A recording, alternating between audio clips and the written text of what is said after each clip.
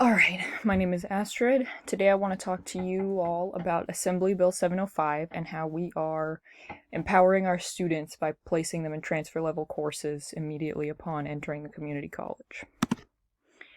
So to start off, given that you are all community college faculty, reading and writing faculty, I wanted to start with a quote from a book I'm sure most of you are familiar with, The Great Gatsby. It's the opening line of the book, and the narrator says, "In my younger and more vulnerable years, my father gave me some advice that I've been turning over in my mind ever since. Whenever you feel like criticizing anyone, he told me, just remember that all the people in this world haven't had the advantages that you've had." And I think it's important to keep in mind as you listen to me for the next few minutes that AB 705 is not for you. We've all obviously reached a certain level in our education, our abilities to conform to certain linguistic and academic standards. And largely the people that tend to kind of have a negative view of AB 705 are not the ones who need AB 705. So ultimately, that's what I want you to come away with today. Think about that as I'm talking. Who is this really for, and how can you be the best version of yourself as an instructor, as a person, in empowering our students, even if you might not necessarily feel super comfortable with this at the outset. So something to keep in mind, basically like a huge factor with AB 705, it is extremely valuable for people to be able to use their own dialects, their own Englishes, as you could think of it. Here we have Vershawn Young. He's an amazing academic. He's written extensively on different dialects, different forms of English, different forms of speaking. And he wrote this fantastic essay, Should Writers Use Their Own English? He wrote an academic essay in Black English as a rebuttal kind of to a man named Fish, an academic linguist named Fish, who basically was making the case that it's important to, even if you don't speak that way at home, to conform to a certain linguistic style in the academic or professional setting. And Vershawn Young, if you look at this bolded part, he says, "Don't nobody's language, dialect, or style make them vulnerable to prejudice. It's attitudes. It be the way folks with some power perceive other people's language, like the way some view, say, Black English when used in school or at work." And I think that, as you're listening, as you're thinking about AB 705 right now, in the future, as you go about your day, think about the attitudes aspect of it. You don't necessarily have to feel one way or another, but it is all about how you are presenting yourself. And I think AB 705 is a huge step towards changing these attitudes among students, among faculty, and among professionals of the world. Here we have another amazing academic who specializes in linguistic and specifically like grading and writing assessment strategies, a SAO in a way. And he says, if you look at this bolded part here, we must understand our writing assessments as anti-racist projects. And that's how I would think of AB 705 if you're having trouble with it. It is ultimately a way to decolonize the institution, level the playing field, just make things all around, give our students a more equitable chance.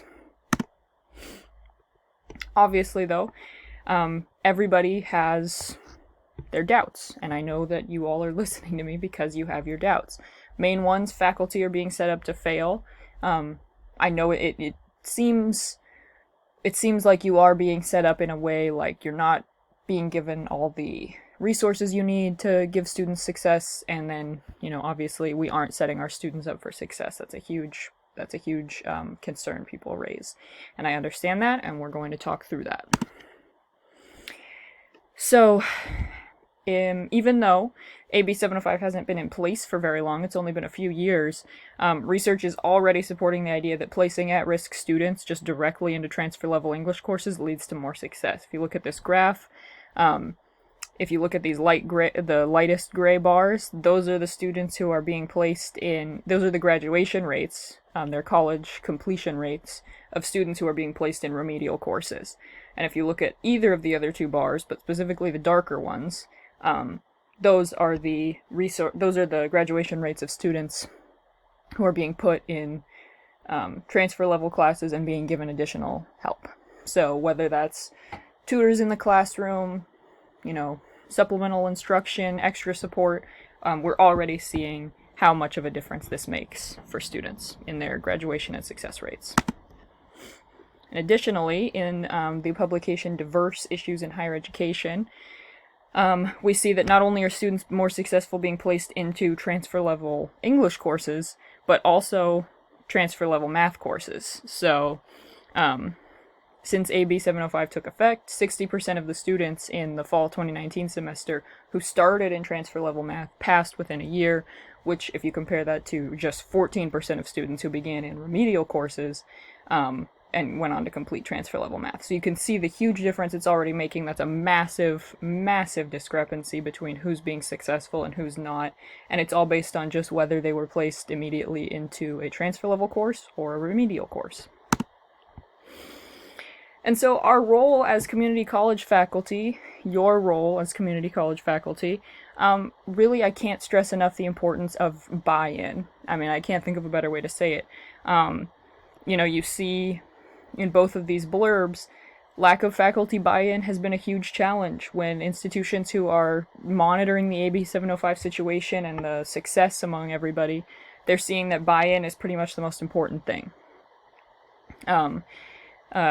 Faculty who don't kind of buy into it tend to give out kind of a more less approachable, less encouraging general, I don't want to say vibe, but that kind of thing.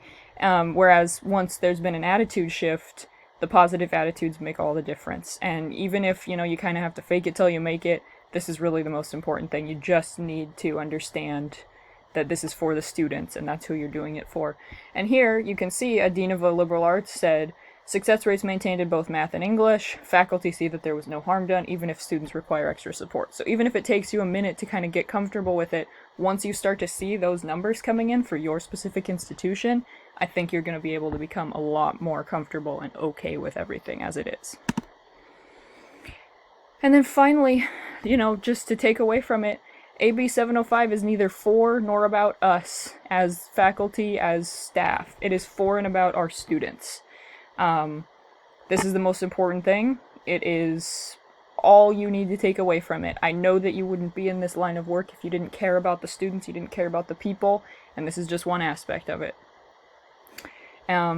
As long as we continue working together, we will continue to build an equitable future that is inside our institution, which will then translate to outside our institution. So if you're worried about not setting students up for the real world, we are trying to build the next generation of people who will populate the real world and ultimately change all of those attitudes.